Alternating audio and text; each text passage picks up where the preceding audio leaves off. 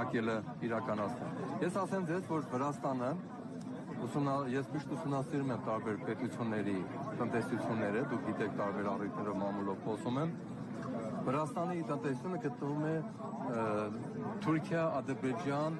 ուրեմն այդ երկկողմակային զույգի ազդեցության տակ։ Բավական է ձեզ ասեմ, որ Վրաստանի ներմուծման ծավալները 11 միլիարդի մեջ, ընդամենը 3-3.5 միլիարդ է արտահանումը, այսինքն թույլ տնտեսություն ունեցող պետությանը վերածվում Վրաստանը, որտեղ արտահանումը 30-35%-ից չի անցնում, դա շատ վատ ցուցանիշ է ներմուծման համեմատ, այսինքն դեֆիցիտը 70% է։ Դրան պլյուս առաջին գործընկերը Թուրքիան եւ Ադրբեջանն են միասին վերցրած 3 միլիարդ դոլարից ավել։ Երկրորդ տեղում արդեն Ռուսաստան եւ այլ երկրներ։ Հետեւաբար Վրաստանը կարծում եմ, որ հաջողանալու համար նաեւ ես չեմ ուզում սա քաղաքական հնչողություն ունենա, բայց հարկադրված եմ ասել, որ սա հաջողանալու նաեւ առիթ է, որ նա փորձում է թուրք-ադրբեջանական այդ երկկողմակային զույգին հաջողանալ, եւ երկրորդը, որ նույնպես հետաքրքիր է եւ կարեւոր է ուշադրություն դարձնել։ Վրաստանը արտահանում է մոտավորապես 250 միլիոն դոլարի գինիներ եւ կոնյակ։ Կոնյակը ընդամենը կազմում է 1.5 միլիոն շիշ։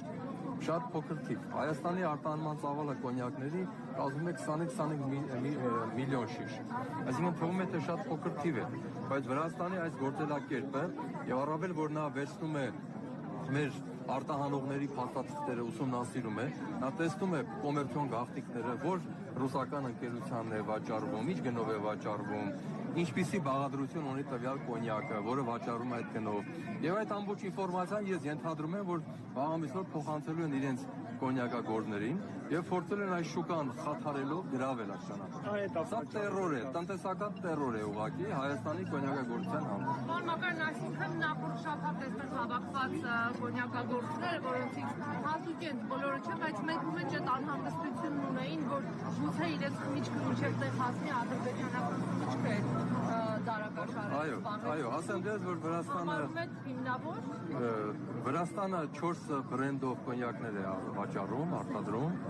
Ադրբեջանը նույնպես ունի կոնյակ, իհարկե նրանց կոնյակները որակով շատ կտրուկ զիջում են եւ տարբերվում են, բայց չի բացառվում, որ եթե Ադրբեջանը անդադ գրովում է մեր հանքարդյունաբերության վրա, շրջակա միջավայրի